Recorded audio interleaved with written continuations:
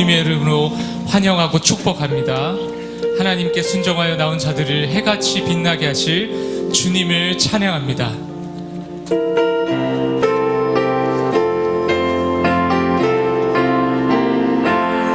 예수 따라가면 복음 순종하면 우리 행할 길 화나겠네. 주를 의지하며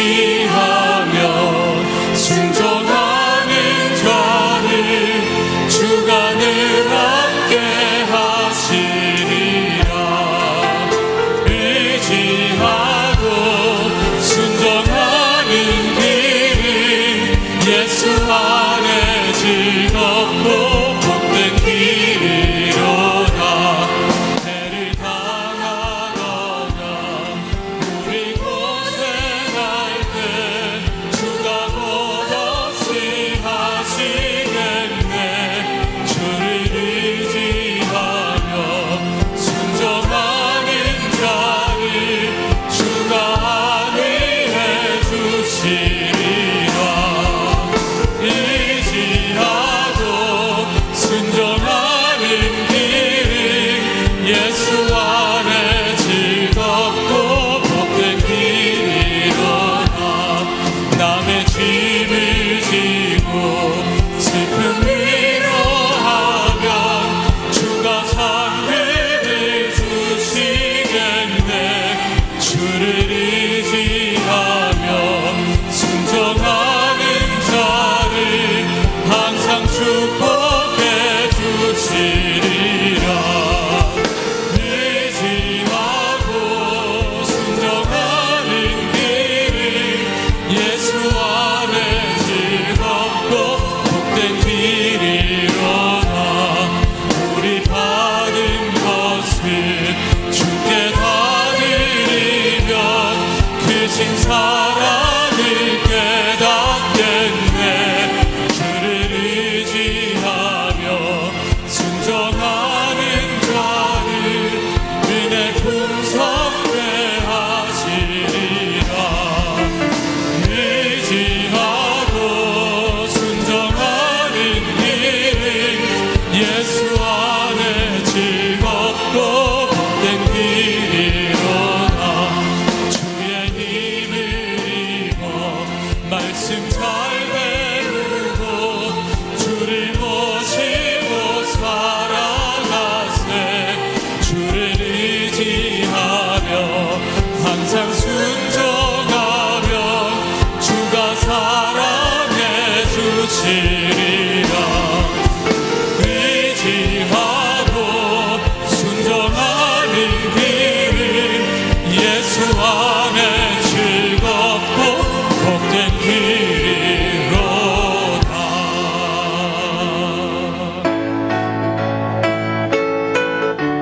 함께 힘차게 찬양하겠습니다.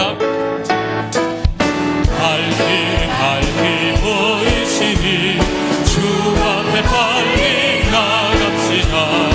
우리를 찾는 구주 예수 오너라 하시네. 죄악 벗은 우리 영혼은 기뻐 빌며 주를 보겠네. 하늘에 계신 주 예수를 영원히 섬기리. 우리를 오라 하시는 말 기쁘게 듣고 즐겨하세.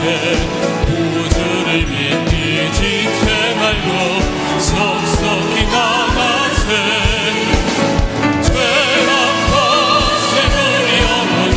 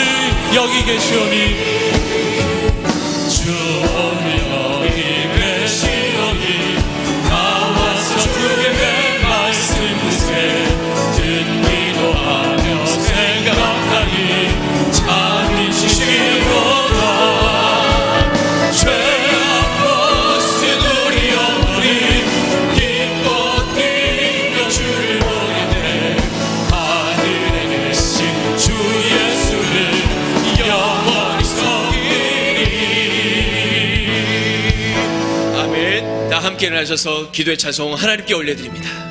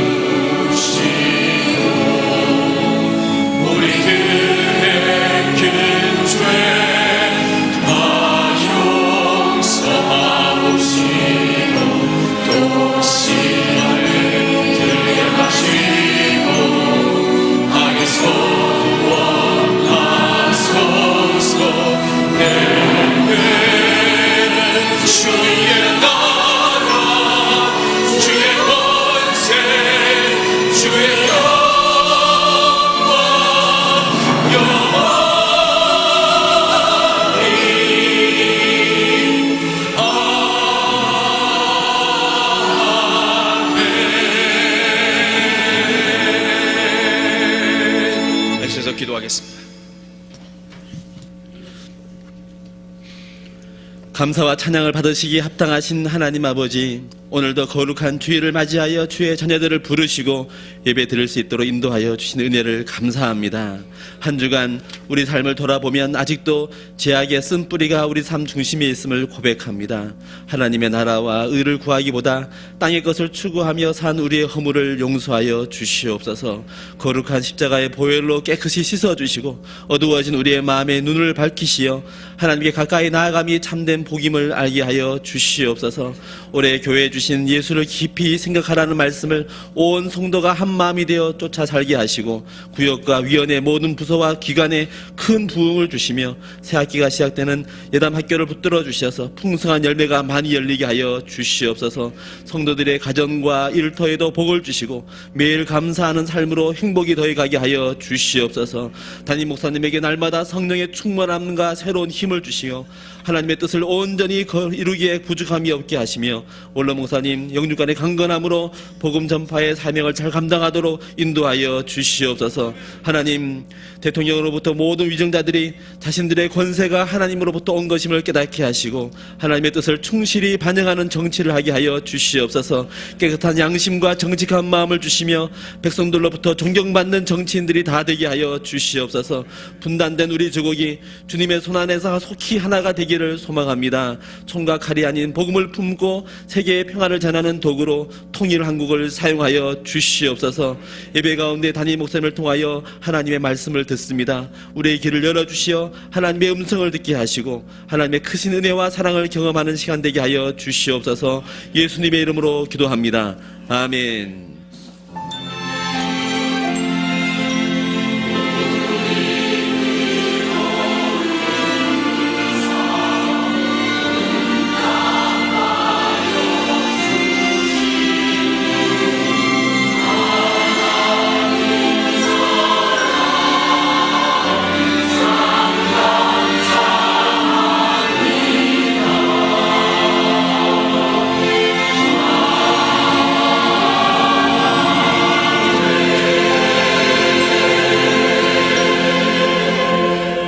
찬송 48장 찬양합니다. 만유의 주제.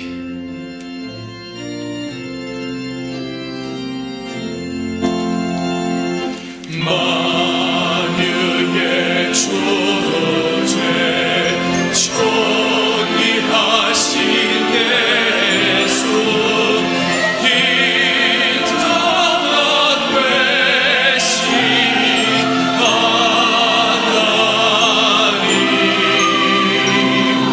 나사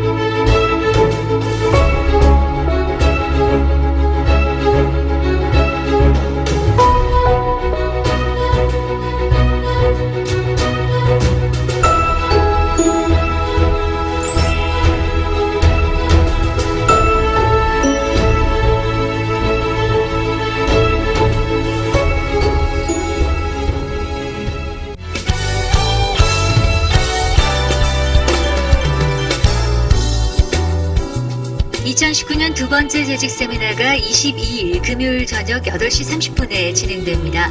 한국기독군인연합회 전 사무총장으로 군 복음화에 앞장섰던 박찬주 장로님을 모시고 그리스도인에게 고난의 의미라는 주제로 고난의 참 의미를 되새겨보는 귀한 시간이 될 것입니다. 과연 그 교회 자랑스러운 재직으로서 반드시 참여해 주시고 서로 돌아보며 함께 참여하는 재직 세미나가 되길 소망합니다.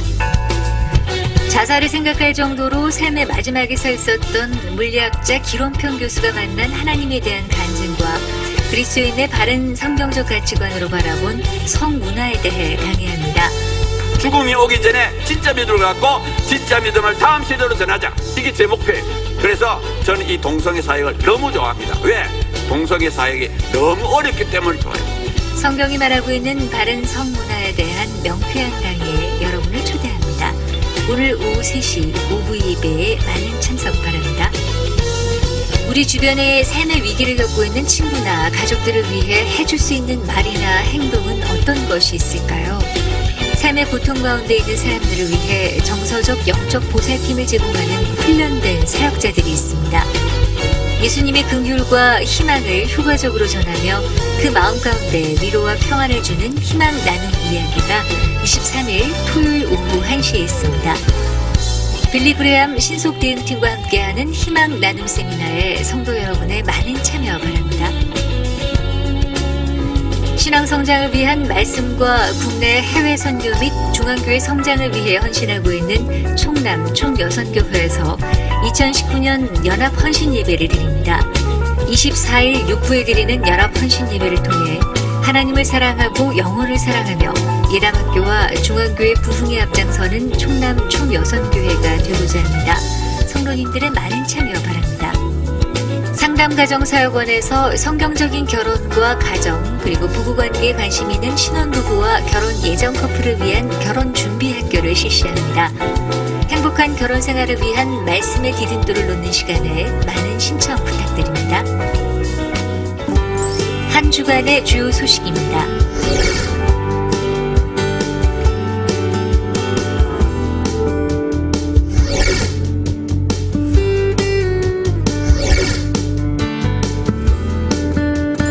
중앙교회 김종진 집사 장남주 성도의 아들 김홍한 군과 김문양 성도의 딸 김하나양의 결혼식이 있습니다. 이달의 추천도서는 유일의 당신을 위한 기도 시작반입니다. 이달의 추천도서를 읽으시고 감상문을 제출해 주시면 심사를 통해 다음 달 추천도서를 한 권씩 드립니다. 처음 나오신 새가족이나 등록을 원하시는 분은 예배 후 1층 중앙 비전홀로 오시면 자세한 등록 안내를 도와드리겠습니다. 할렐루야. 오늘 2부 예배 참여하신 여러분 진심으로 환영하고 사랑하고 축복합니다. 옆 사람과 인사하는 시간입니다. 추운 날씨에도 함께 예배드리 참 반갑습니다. 승리하세요. 건강하세요. 행복하세요.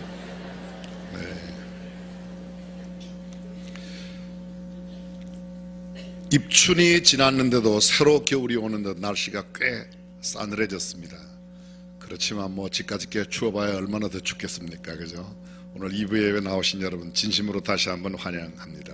하나님의 은혜와 평강이 가득하시기를 주님의 이름으로 축원합니다.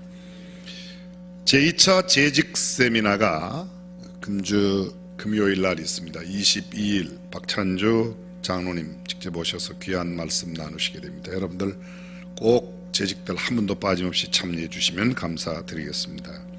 그동안 기도하고 준비해왔던 광교 예배가 드디어 3월 3일 두 주 앞으로 다가왔습니다.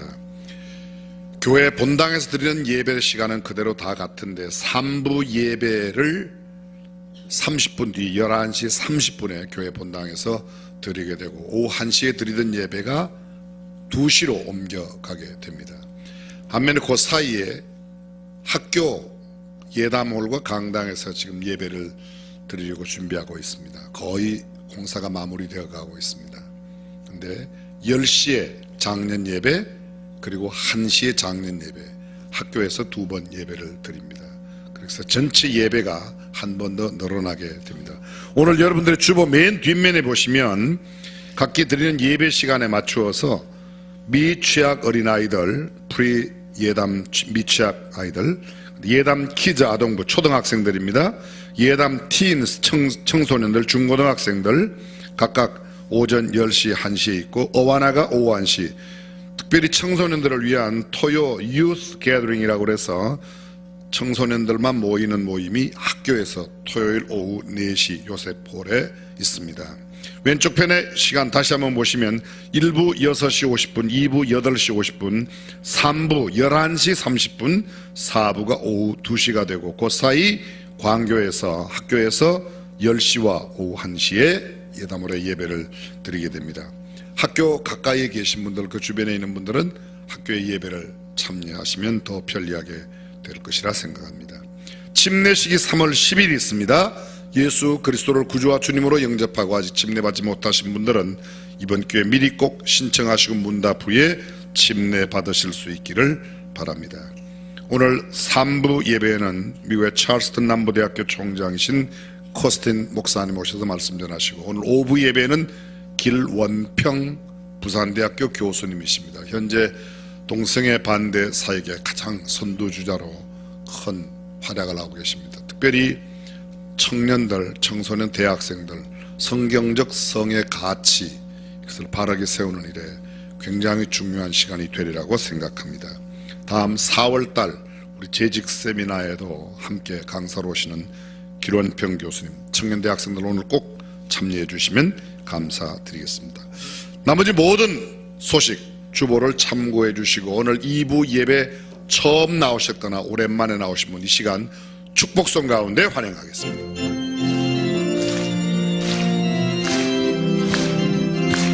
축복합니다. 축복합니다. 주님의 이름으로 축복합니다. 주님의 사랑으로 처음 오셨거나 오랜만에 오신 영상 예배실, 식당 예배실, 아가페실, 기타 구독실 처음 오신 2층에 혹시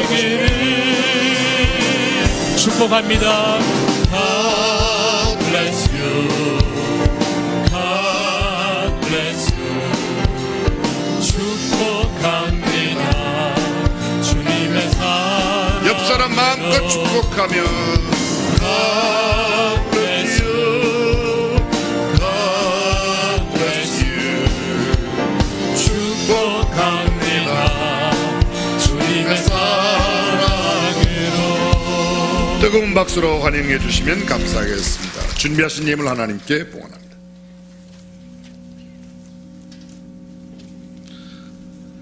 자비와 은혜로 우리를 사랑하시되 끝까지 사랑하시는 하나님께 찬양과 경배를 드립니다. 하나님 아버지, 우리의 인생이 하나님의 역사하심과 주도권에 믿음으로 순종하고 주님을 깊게 생각하고 예수님을 더욱 닮아가는 은혜 주시기를 소망합니다. 또한 평생 동안 하나님의 비밀인 그리스도를 온전히 알기를 간절히 기도합니다. 이 시간 하나님의 자녀인 우리 모두가 마음과 정성을 다해 우리 삶의 주인 되신 주님께 예물을 드리오니 축복하여 주시옵소서. 지금도 살아계셔서 우리와 늘 함께 하시는 예수님의 이름으로 기도합니다. 아멘.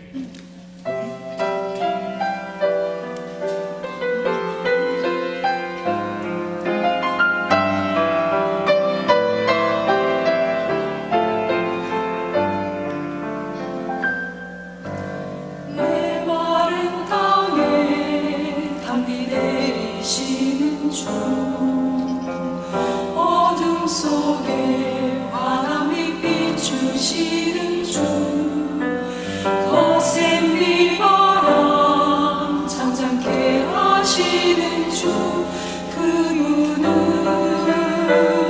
나의 주님. 눈 어두운 자 빛을 보게 하신 주, 못 걷던 자 일어나고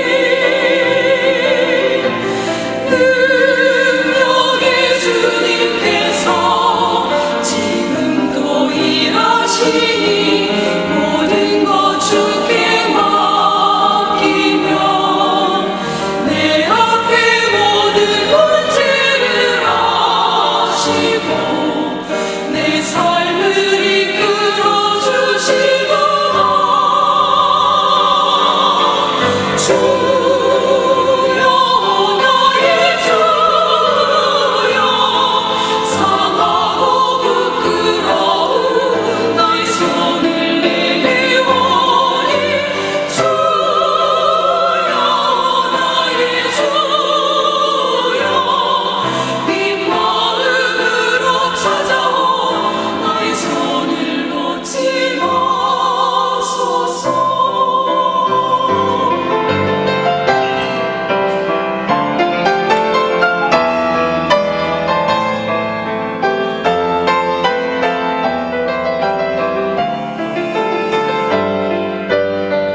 나의 믿음이 약하여 이리저리 흔들리고 헤매일 때도 주께서 날 붙드시고 날 위해 일하시니 주님의 은혜를 찬양해.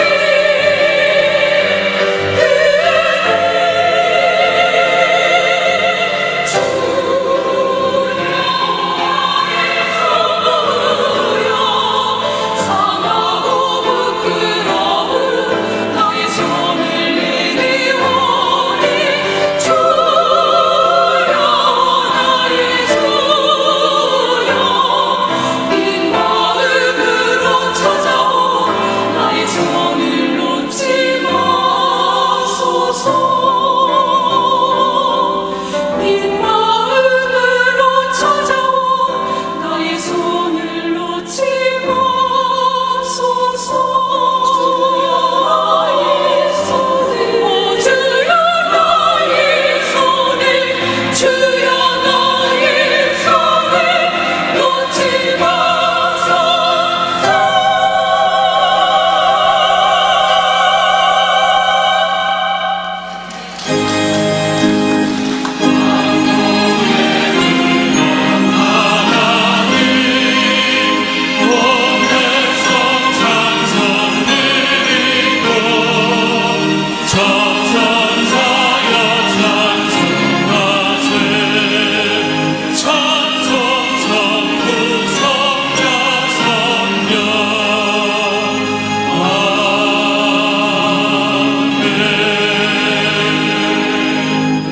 오늘 우리에게 주신 하나님의 말씀 사도행전 6장 1절에서 7절까지의 말씀을 함께 봉독하겠습니다.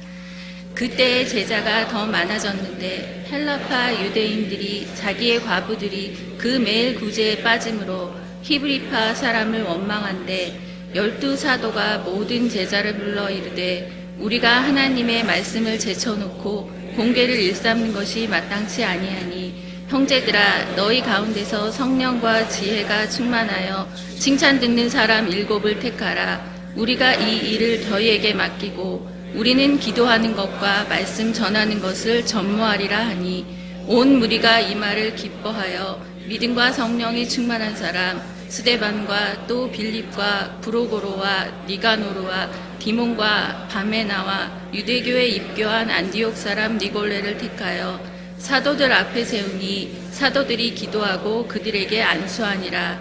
하나님의 말씀이 점점 왕성하여 예루살렘에 있는 제자의 수가 더 심히 많아지고 허다한 제사장의 무리도 이 도에 복종하니라. 아멘.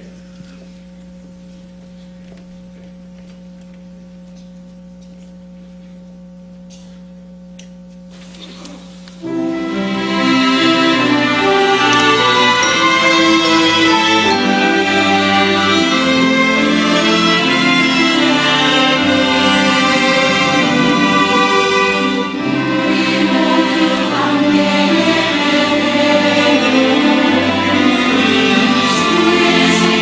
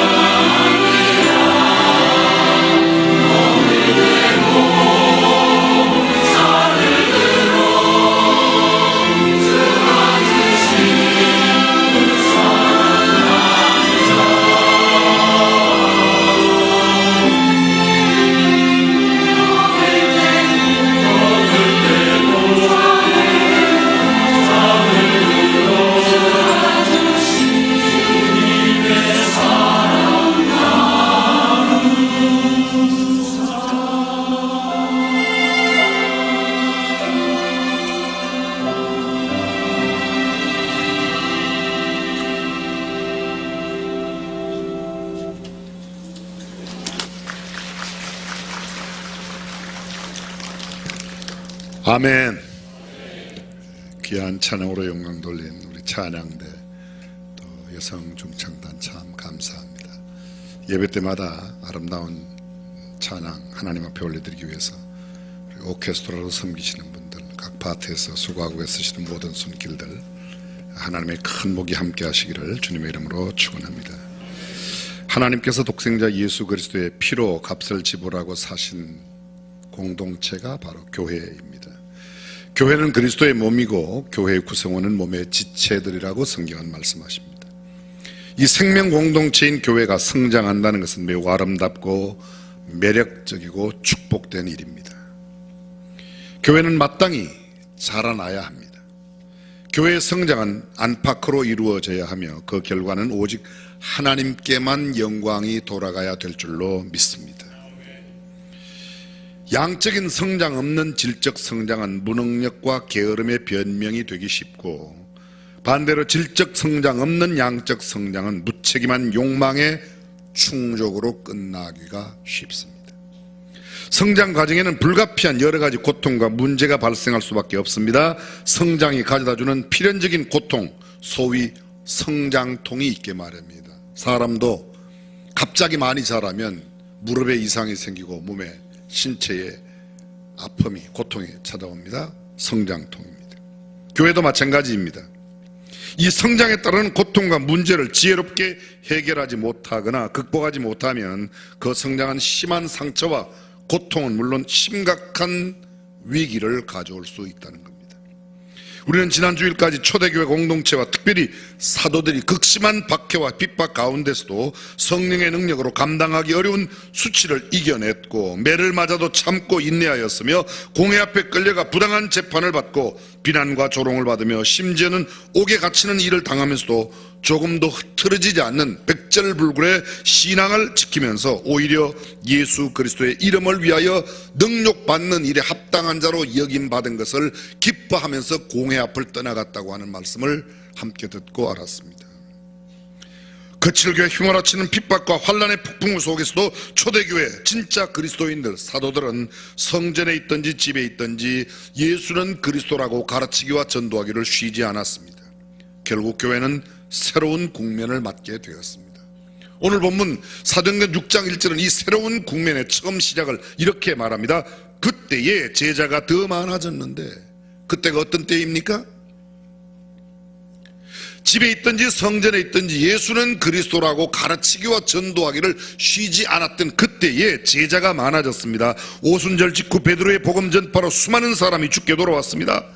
처음 마가의 다락방에 모였던 120명을 제외하고도 베드로의 첫 번 설교를 듣고 그날에 침례를 받은 사람의 숫자가 3,000이나 되었다고 말합니다. 또 베드로가 나가 말씀을 전하였던데 큰 무리가 죽게 더하였는데 그 숫자가 5,000이었다고 말합니다. 그리고 성경은 또 말합니다. 사도행전 2장 47절에 보면 날마다 믿는 자의 수가 더해갔다고 말하고 있습니다. 소위 교회가 급성장하여 대형교회가 되었습니다. 교회의 성장, 대형화는 어떤 면에서 큰 격려가 되고 긍지가 되고 자랑스럽습니다.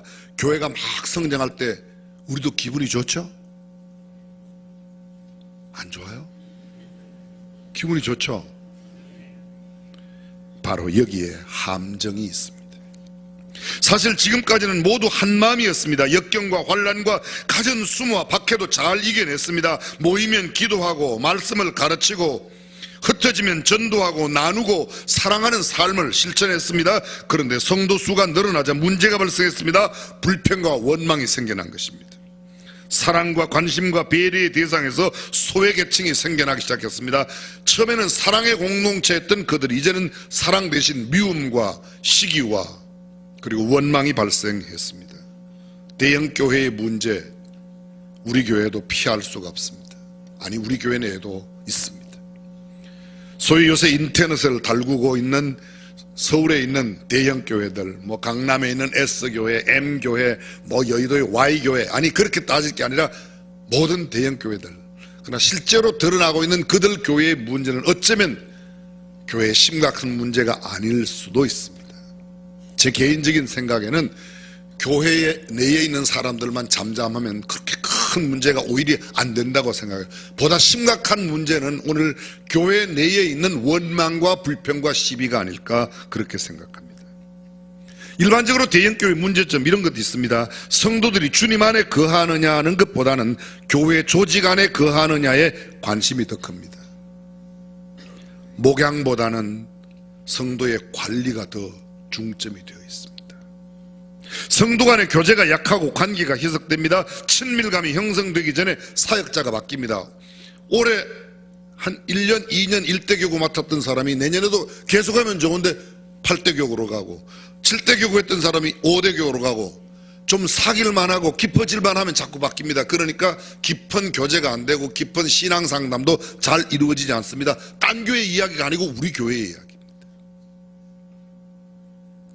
구역을 만들고 소그룹 만들어서 마을 목장이라고 그게 돌보미도 세우고 나눔이도 세워보지만 금방금방 또 바뀌고 깊은 신앙의 경지에 이르기 전에 여러 가지 어려움들을 겪곤 합니다. 진정한 성경적 공동체가 되기에 대형교회가 하는 한계가 굉장히 많이 있습니다. 그뿐 아닙니다. 신앙이 보통 하향 평준화되는 경향이 있습니다. 처음으로 예배당에 오는 사람들, 새가족들이 점점 늘어나니까 모두가 알아들을 수 있는 그런 설명을 하려고 하다 보니까 신앙의 연조가 깊은 사람들은 정말 깊은 진리의 말씀을 함께 나누어야 되는데 그렇지 못하고 모두가 알아듣는 말씀을 설명하다 보니 점점 쉬운 그런 말씀들만 익숙해지는 겁니다. 따라서 장로님들이나 권사님들, 신앙의 연조가 깊은 분들은 그들 나름대로의 다른 사역자들과 또 그들 공동체가 함께 깊은 진리의 말씀을 연구하지 않으면 그냥 공예배만 의존하면 신앙이 상당히 얕은 수준의 평준화가 되어버리고 만다는 겁니다. 신앙의 궁극적인 목적이 어디에 있습니까? 그것은 우리가 예수님을 닮아가 예수님의 인격과 성품으로 살아가는 데 있다고 동의하시면 아멘. 그런데 그렇게 되기보다는 그냥 평범하게 살아가는 평범한 그리스도인이 되기가 쉽다는 겁니다. 예수님이 그렇게 큰 교회를 하지 않았습니다. 예수님 주변에 12제자, 기껏해야 70명, 물론 많은 사람들이 모일 때가 있었습니다. 입추의 여지 없이 수많은 사람들이 모일 때도 있었지만 대부분의 예수님의 사역은 아주 극소수에 머물러 있었습니다. 그래서 사실은 큰 교회 공동체가 조직적으로 시스테매틱하게 움직이는 것보다는 어쩌면 더 중요한 성경적 사랑의 공동체가 형성되는 것이 훨씬 더 중요한 줄로 믿습니다. 관리의 효율성과 효과성보다는 신앙의 깊이가 더 중요한데 어쩌면 대형 교회 될수록 신앙의 깊이보다는 관리와 어떻게 하면 목양을 더 효율적으로 할 수 있는가에 더 관심을 두게 되어 있습니다. 교회 공동체의 구성원이 작은 예수로 살아간다, 예수님을 닮은 삶과 인격을 갖는다, 이것이 더 중요한데 그렇지 못합니다.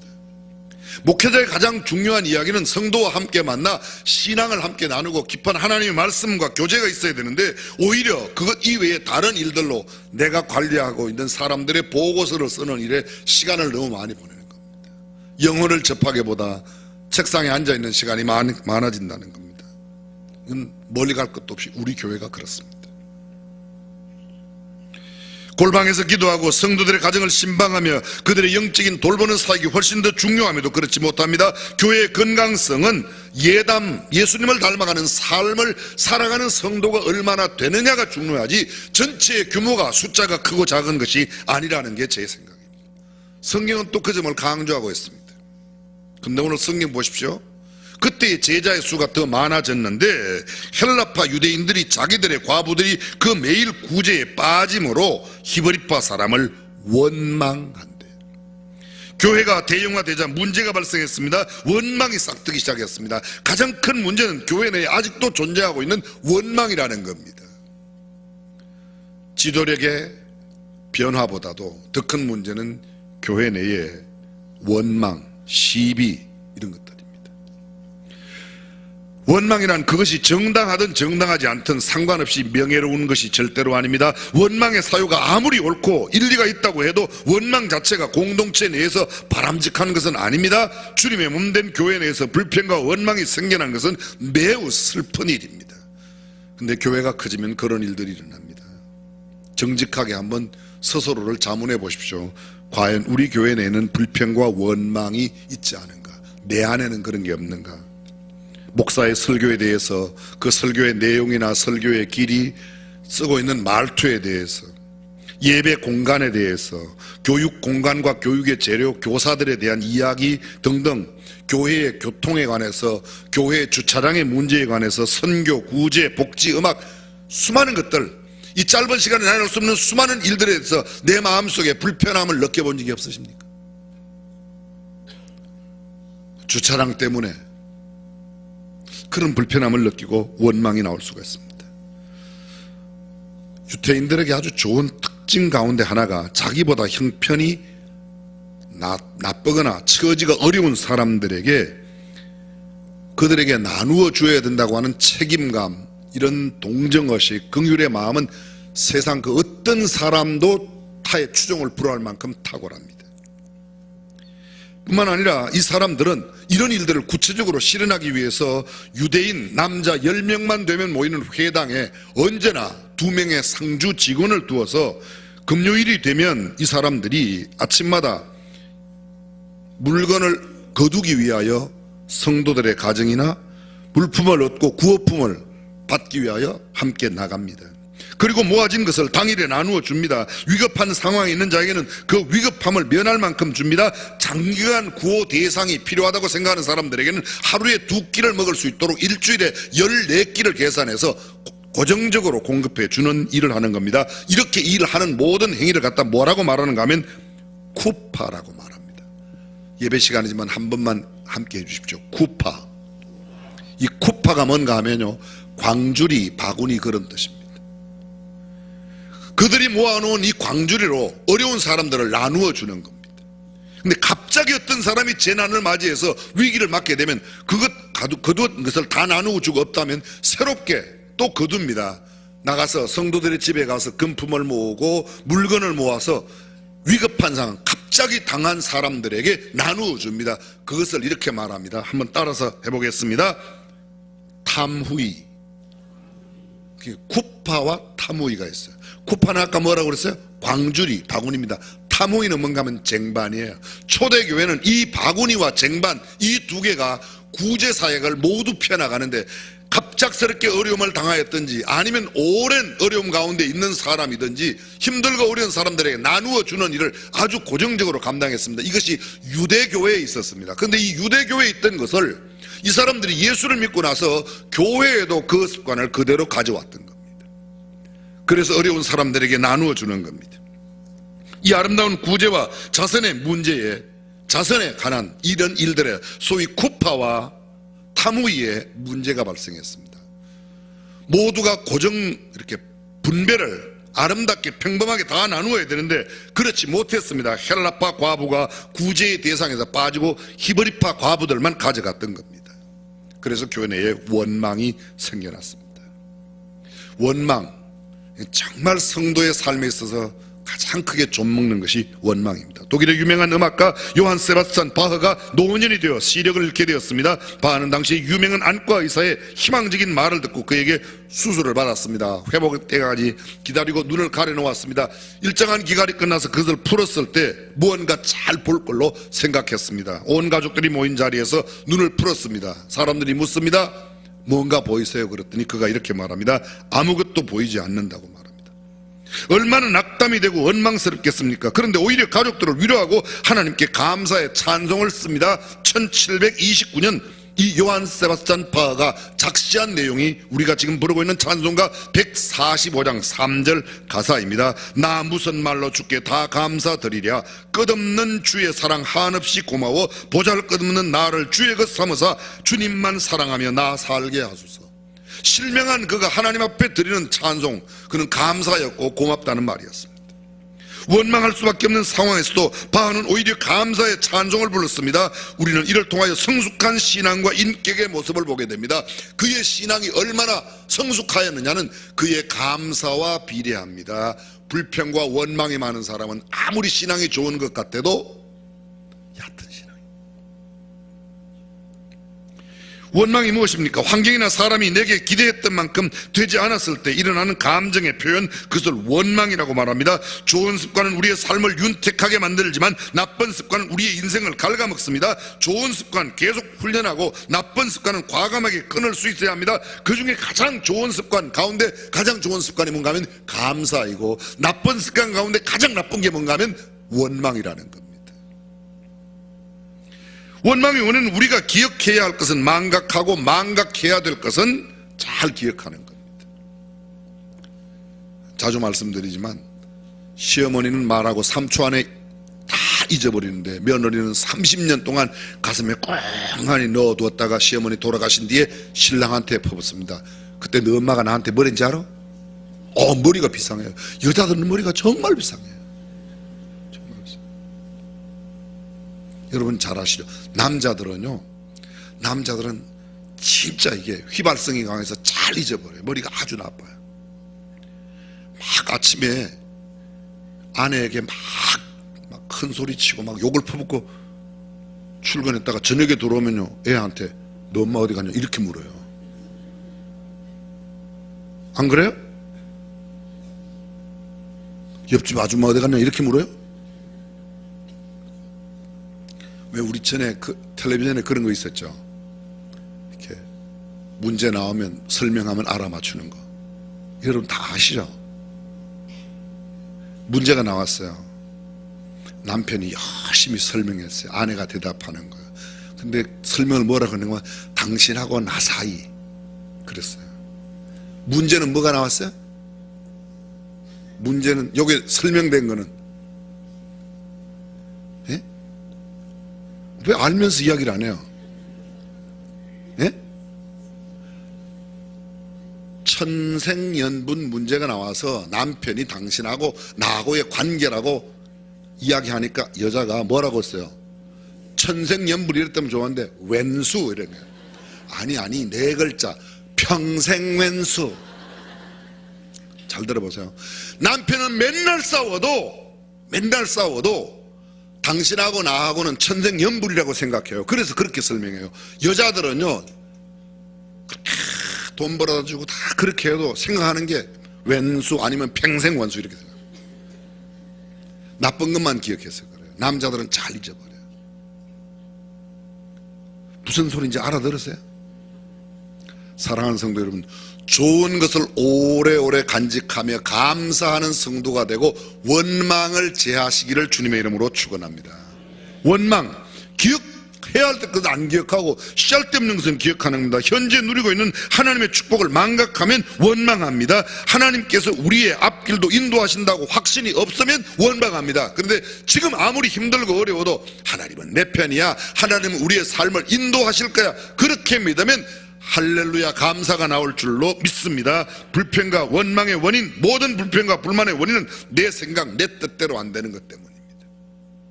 초대교회의 문제가 바로 그것입니다. 늘 말씀드리지만 우리가 내 뜻대로 안 돼서 불평이 나와요? 하나님의 뜻대로 안 돼서 불평이 나와요? 내 뜻대로 안 돼서. 내 생각대로 안 돼서 불평과 원망을 이제 하나님의 뜻이 이루어지지 않은 것 때문에 난 요새 못 살겠어. 하나님의 뜻이 안 이루어져서. 이런 사람 없어요. 다 내 생각대로 안 돼서. 초대교회에 문제가 생겼던 겁니다. 바로 문제가 아주 참 가벼운 문제예요. 그렇게 큰 문제가 아닙니다. 히브리파 과부들은 늘 구제를 받는데 헬라파 과부들은, 히브리파 과부는 어떤 과부입니까? 이 히브리파 과부는 조상 때부터 팔레스타인에 살고 있었습니다. 그들은 아람어, 요새로 말하면 히브리 말을 그대로 사용하고 있습니다. 이교인 요소가 없습니다. 전통적인 히브리인 과부들입니다. 영적으로 그 사람들은 굉장히 자긍심을 가지고 있습니다. 따라서 외국에서 온 사람들을 경멸하고 무시했습니다. 매일의 구제에서 자기들만 갖고 타인을 배제시켰습니다.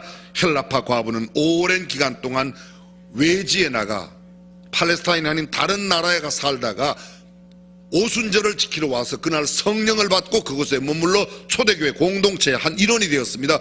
그런데 그들은 외국에 너무 오래 살았기 때문에 이방 사람들이 쓰고 있는 헬라 말을 그대로 씁니다. 그 사람들의 관습이 아직도 몸에 배어 있습니다. 그래서 그것이 히브리파 헬라파 사이에 문제가 되었던 겁니다.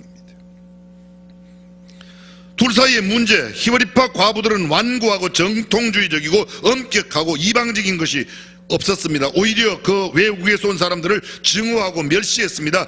텃세 부리고 무시했을 수도 있었습니다. 추측컨대 유대인 회당의 바구니와 이 쟁반은 더 이상 그리스도인된 사람들에게 가지 않았을 겁니다. 그래서 그리스도인들은 아무런 문제가 없었습니다. 우리가 이미 사도행전 4장에 보았지만 그들은 핍절한 사람이 없었다. 왜냐하면 집과 밭 있는 사람이 팔아 사도들의 발 앞에 갖다 주고 그들이 필요를 따라 나누었기 때문에 모두 넉넉하고 문제가 없었습니다. 근데 모두 넉넉하고 문제가 없던 그 공동체에 히브리파 가부, 헬라파 가부가 먹는 밥 문제 때문에 쌀 한 줌 때문에 문제가 생겨난 것입니다. 소위 차별 대우가 문제였습니다. 공동번역 성경은 그 구절을 이렇게 설명합니다. 그들의 과부들이 무시를 당하여 날마다 식량 배급을 제대로 받지 못하였기 때문에 원망을 퍼뜨려 놓았다. 아주 사소한 일로 교회 내에 내용이 시작했습니다. 그 누구도 네 것을 내 것이라고 하는 자가 없었던 사랑의 공동체였습니다. 서로 돌아보아 사랑과 선행을 격려하던 그런 공동체였습니다. 그 누구도 핍절한 사람이 없을 만큼 각자의 필요를 따라 나누어 주고 섬겼던 그런 공동체였습니다. 생명을 내어놓고 복음을 전하던 한 마음의 공동체였습니다. 그 초대교회가 한 줌의 쌀 때문에, 한 그릇 밥 때문에 문제가 생겼습니다. 누가 대접을 받았느냐 못 받았느냐, 시비와 불평이, 원망이 일어났습니다. 그렇습니다. 사람들이 넘어지는 것은 큰 바윗돌이나 큰 높은 산에 의해서 넘어지는 게 아니라 돌뿌리에 걸려 넘어지는 겁니다. 교회의 문제도 큰 문제가 아닙니다. 무슨 교회 대 교회의 통합을 하느냐, 무슨 남북 통일의 문제를 갖고 교회 내에서 문제가 일어나는 게 아닙니다. 아무것도 아닌 것 쌀 한 줌, 밥 한 그릇이 왜 저 사람은 알아주고 나는 안 알아주냐? 왜 저 사람 말은 귀를 기울이는데 내 말은 안 들어주냐? 누구 말빨이 더 세냐? 왜 나는 인정받지 못하냐? 왜 나는 이렇게 대접을 받냐? 누구 힘이 세냐? 누가 더 일의 주도권을 갖냐? 하나님의 뜻이 무엇이냐? 이런 것 때문이 아닙니다. 아주 사소한 것 때문입니다. 어떻게 하면 더 예수님을 닮아갈 수 있을까? 이런 것으로 인하여 생긴 문제가 아니었습니다. 시비를 걸거나 원망하는 그들의 내용은 대부분 개인적인 욕심이 채워지지 않았습니다. 내 생각, 내 말, 내 뜻대로 되지 않았습니다. 내가 무시를 당했다고 생각 들었습니다. 나를 알아주지 않는다고 생각이 들고 내가 손해보았다고 생각이 들면서 시비와 원망이 생겨났던 겁니다. 사랑의 공동체로 있을 때는 그런 것들이 문제가 안 됐는데 이제는 쌀 때문에 문제가 생긴 겁니다. 성경은 우리에게 이렇게 경고합니다. 고린도전서 10장 10절입니다. 저희 중에 어떤 이들이 원망하다가 멸망시키는 자에게 멸망하였나니 너희는 저희와 같이 저희와 너희를 성경은 구분합니다. 저희는 원망하다가 죽었으니까 너희는 뭐 하지 말아라? 원망하지 말라는 겁니다. 야고보서 5장 9절입니다. 형제들아 서로 원망하지 말라. 그리하여야 심판을 멸하리라. 보라 심판자가 문 밖에 서 계시니라. 서로 원망하지 말라. 그리하여 심판을 면한다. 원망하면 뭐요? 심판을 받습니다. 심판자가 문 밖에 서 있다고, 지금 가까이 와 있다는 겁니다. 원망하면 심판을 빨리 받는다는 거예요. 빌립보서 2장 14절입니다. 모든 일을 원망과 시비가 없이 하라. 아멘. 신기해요. 제가 소리를 질러요. 여러분 따라 질러요. 요새는 제가 아멘 하라고 시간도 넉넉히 드리잖아요. 막 총알처럼 따발총처럼 빨리 안 하잖아요. 다시 한번요. 모든 일을 원망과 시비가 없이 하라. 성경이 그렇게 말하고 있는 겁니다. 진짜 시비 걸 게 아니에요. 진짜 원망할 일이 아닌데 우리가 너무 시비를 걸고 원망한다. 사랑하는 성도 여러분, 사람이 모여 사는 곳에 어찌 원망과 시비가 없을 수 있겠습니까? 불평과 불만이 없는 곳이 어디 있겠습니까? 어디 완전한 곳이 있겠습니까? 초대교회 아름다운 성령의 공동체였습니다. 직접적으로 사도들의 가르침을 받았습니다. 방언을 하고 환상을 보고 기적을 행하고 복음을 그렇게도 열심히 전했습니다. 가르쳤습니다. 그들에게 원망이 있었습니다. 하물며 오늘날 부족하고 미천한 목사들과 함께 지내는 저와 여러분들 사이에 왜 부족함이 없겠어요? 왜 원망과 시비가 일어나지 않겠습니까? 어찌 영육 간의 불평과 원망과 시비가 없겠습니까? 문제는 원망과 불평에 휘말리느냐 휘말리지 않느냐 하는 것입니다. 얼마나 지혜롭고 슬기롭게 이 원망과 불평하는 상황을 이겨낼 수 있는가가 중요합니다. 원망과 불평 없는 완벽한 교회 찾지 마십시오. 찾지 마십시오. 그런 데를 좀 찾아야 되지 않겠습니까? 찾지 마세요. 없어요. 절대 없습니다. 절대 없어요. 있어도 저와 여러분하고는 상관이 없어요. 저와 여러분이 들어가는 순간에 금방 또 원망과 불평이 생기기 때문에. 그게 없는 게 차라리 괜찮아요. 있으면 못 들어가니까. 무슨 소린지 이 수준 높은 이야기를 이해하시겠습니까? 그냥 있는 이곳에서 서로 사랑하고 화목하고 지금보다 더 좋은 교회를 만들어 가시기를 주님의 이름으로 축원합니다. 딴 교회 생각하지 말아요. 가봐야 별거 없어요. 금방 또 냄새 나요. 옆 사람에게 한 번 이야기해서 딴 데 갈 생각하지 말아. 웃어 넘기지 말고 한 번 해봐요.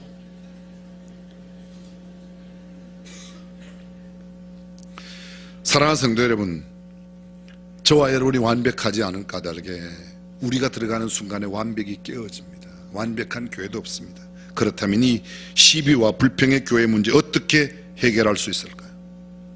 대형교회에 필연적으로 일어나고 있는 이런 문제를 어떻게 해결할 수 있는가? 성경 2절 이하를 보십시오.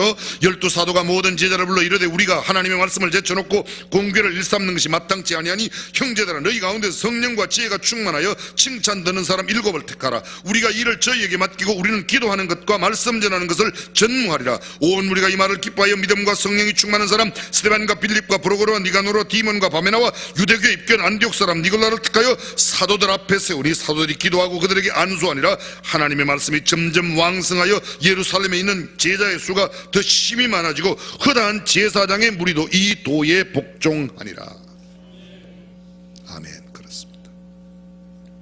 문제는 어디나 있을 수 있습니다. 지혜롭게 문제를 해결하면 됩니다. 이 문제를 해결하는 방법이 아주 아름답게 나타났습니다. 첫 번째, 초대교회 지도자들은 이 문제를 직시했습니다. 12사도가 모든 제자를 불러놓고 이야기하는 겁니다. 우리가 기도하는 것, 말씀 전하는 것을 그냥 두고 구제하는 일에만 너무 몰두하는 것은 바람직하지 않다는 겁니다. 이것은 이 일은 더 중요하고 이 일은 덜 중요하다는 것이 아니라 우선순위에 있어서 우리가 먼저 해야 될 것은 기도하고 말씀 전하는 것인데 구제하는 일에, 공개하는 일에 우리가 시간을 빼앗기니 보다 먼저 해야 할 일을 우리가 하지 못한다. 그러니 이 일을 분담하자는 겁니다. 그 낮은 직분이 아니에요. 교회는 목사는 높고 장로는 그 다음이고 뭐 집사 그런 게 아닙니다. 교회에서 가끔 그런 소리 들어요. 사람들이 세상에서도 그렇게 말해요. 너 장로 언제 따냐? 장로는 따는 게 아니에요. 목사가 교회에서 높다면 아니에요. 누구가 높고 낮음이 아니라 그 직무상 감당하는 일이 다를 뿐입니다. 주의 말씀을 전하고 기도하는 일에 전무할 사람은 목사이고 나누고 섬기고 베푸는 공개하는 일을 감당하는 사람들이 집사, 디컨입니다. 이 디컨이란 말이 디아코노스에서 왔어요. 디아코노스가 오늘 성경에 나오는 공개를 일삼는다. 디아코니온 트라페사이.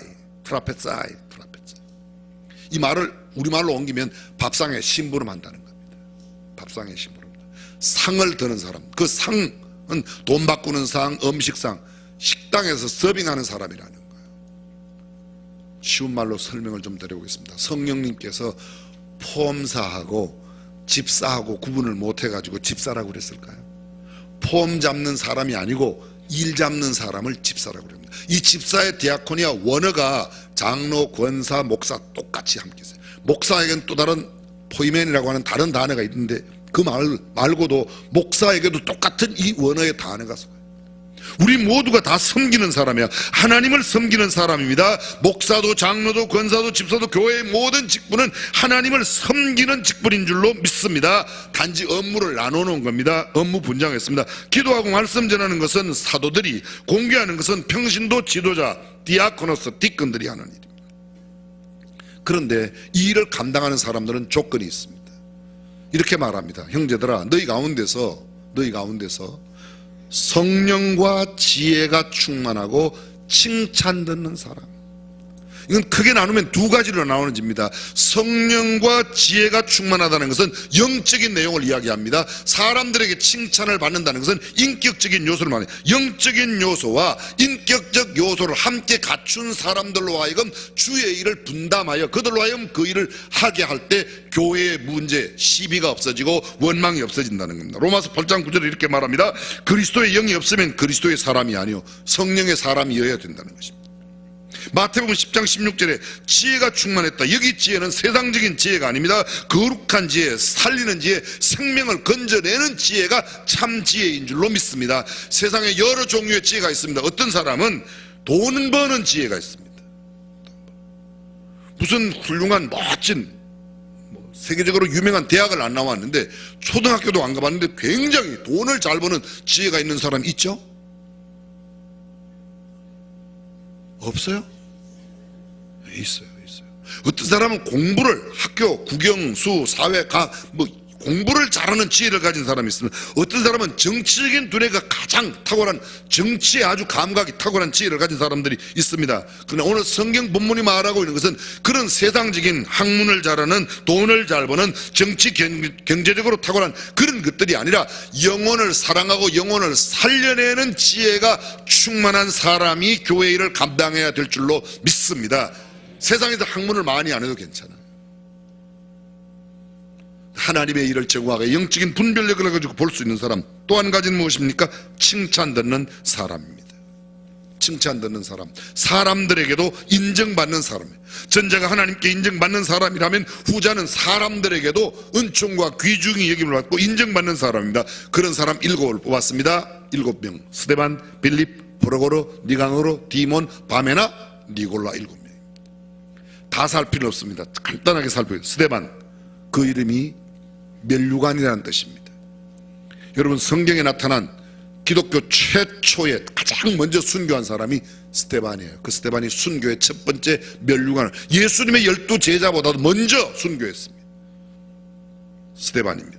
빌립, 말을 사랑하는 사람, 주의 복음을 전합니다. 에티오피아 내시의 간닥의 여왕의 국고를 맡은 사람에게 복음을 전했습니다. 사마리아로 나가 이방 땅에 가지 광야에서 복음을 전했던 사람입니다. 브로고로 코라스의 지도자인데 요한행전이라고 하는 글을 썼다는 그런 전설이 있습니다. 성경에는 내용이 없습니다. 어쨌든 그도 함께 귀한 사역을 감당했던 평신도 지도자였습니다. 니가노로, 이 사람은 승리자라는 이름의 뜻을 가지고 있습니다. 주의 복음을 전하다가 보스트라 감독이 되었고 훗날 화형에 처해집니다.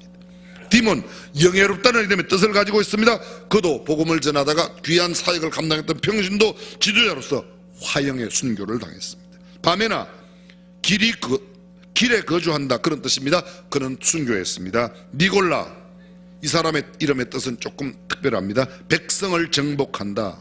근데 성경에 잘 들어오시오.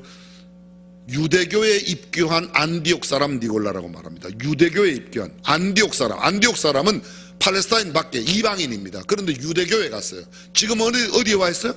교회 공동체 안에 와 있습니다. 이방 사람이었다가 유대교에 갔다가 그 다음에 기독교로, 쉽게 말하면 예수 믿는 이 공동체에 왔습니다. 이 사람 이때까지만 해도 평신도 지도력 7명 뽑는 그 지도력에 함께 뽑혔습니다. 근데 훗날 보면 요한계시록 2장에 보면 내가 니골라당의 행위를 미워하는도다, 나도 미워한다. 니골라당의 행위, 니골라가 함께 반역을 해서 다른 당을 만들었다. 이게 최초 7명의 봉사자를 통해서 우리가 배울 수 있는 게 있습니다. 사랑하는 성도 여러분, 우리에게 주어진 직분이 무엇이든 내 자리에서 내가 받은 직임을 충성스럽게 감당하여 건강한 성경적인 교회를 세우는 저와 여러분들이 될 수 있기를 주님의 이름으로 축원합니다. 봉사자의 임직, 사도들의 안수, 사도들이 그들을 위하여 기도하고 그들에게 안수하였다는 겁니다. 안수하였습니다. 그들의 직분은, 모든 섬기는 자들의 직분은 사도들의 지도와 가르침 가운데 이루어졌다는 것을 의미하고, 봉사자의 그 임직, 그것이 무엇이든 간에 그 있는 자리에서 충성을 다하는 것으로 되었습니다. 말씀의 결론은 이렇습니다. 이런 문제가 해결되었을 때 7절 말씀 다시 한번 보실까요? 성경은 이렇게 말합니다. 본문 사도행전 6장 7절, 예루살렘의 제자의 수가 더 많아진 게 아니에요. 더 힘이 많아지고, 비온 뒤에 땅이 굳어진다는 말이 있죠. 그런 어려움 겪고 시험 겪은 뒤에 오히려 그런 원망이 지나고 난 뒤에 더 굳어지고, 그 다음에 제사장의 무리들도 이 도에 그동안 보았지만 제사장 가운데서 주님을 반대했던 사람들이 얼마나 많이 있습니까? 요한복음을 읽어보게 되면 예수님 주변에 제사장의 친척이 있었습니다. 유대의 관원 가운데도 예수님을 따랐던 사람이 있습니다. 누구의 대표적으로? 니고데모가 있습니다. 니고데모, 바리새인이요 유대의 지도자였습니다. 그런데 그도 밤중에 주님을 찾아와 만나고 훗날 주님을 위하여 침향 섞은 것을 갖다 드리는 그런 모습이 있습니다. 사랑하는 성도 여러분, 초대교회가 문제를 극복했을 때 놀라운 부흥과 성장이 일어났습니다. 오늘 우리 교회 내 어떤 문제가 있다 하더라도 그 문제에 넘어지지 말고 지혜롭게 극복하여 더욱 교회가 성장하고 아름답고 건강하게 되기를 주님의 이름으로 축원합니다. 시험을 이기고 역경과 시련, 원망과 불평을 지혜롭게 극복하면 더 큰 성장과 흥왕함을 주신다는 놀라운 교훈이 담겨져 있습니다. 내가 맡은 일이 무엇이든지 기도하고 말씀 전하는 일이면 그 일에, 내가 남을 섬기고 베푸는 일이면 그 일에, 어떤 일을 맡았든지 내 자리에서 내 맡은 직임을 잘 감당하여 충성스러운 하나님의 일꾼으로 섬기고 주님의 교회가 흥왕케 되기를 주님의 이름으로 축원합니다. 기도하겠습니다.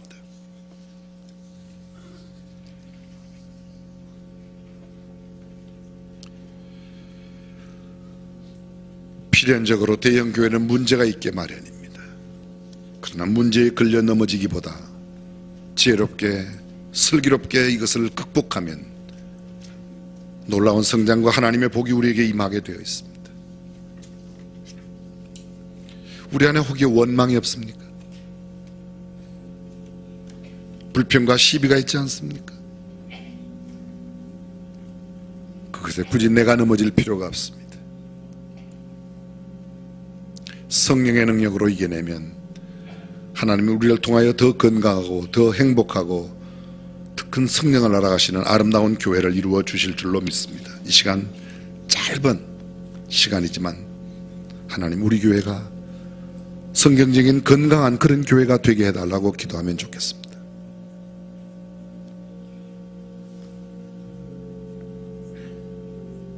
남의 자리, 남의 직무를 엿보지 말고 내게 주어진 자리, 내게 주어진 직무를 충성스럽게 감당하겠다고 다짐하며 기도했으면 좋겠습니다.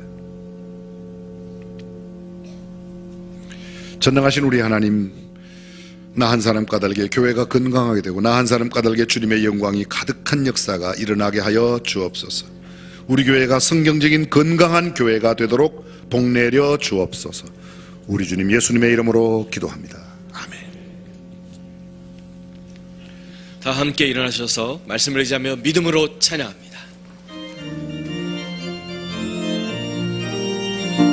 주의 약속하신 말씀 위에서 영원토록 주를 찬송하리라. 소리 높여 주께 영광 돌리며 약속 믿고 굳게 서리라. 굳게 서리 영원하신 말씀 위에 굳게 서리 굳게 서리 그 말씀 위에 굳게 서리라. 주의 약속하신 말씀 위에서 성령 인도하는 대로 행하며 주의 품에 항상 안식 얻으며 약속 믿고 굳게 서리라. 굳게 서리 영원하신 말씀 위에 굳게 서리 굳게 서리 그 말씀 위에 굳게 서리라. 주 예수 그리스도의 은혜와 하나님의 무한하신 사랑과 성령님의 감동 감화 교통 충만하심이 건강한 성경적인 교회를 꿈꾸고 다짐하는 모든 믿음의 권속들과 사랑하는 자녀들 저들의 범사 위에 그리고 우리 조국 대한민국 위에 영원토록 함께 하시기를 간절히 축원하옵나이다. 아멘.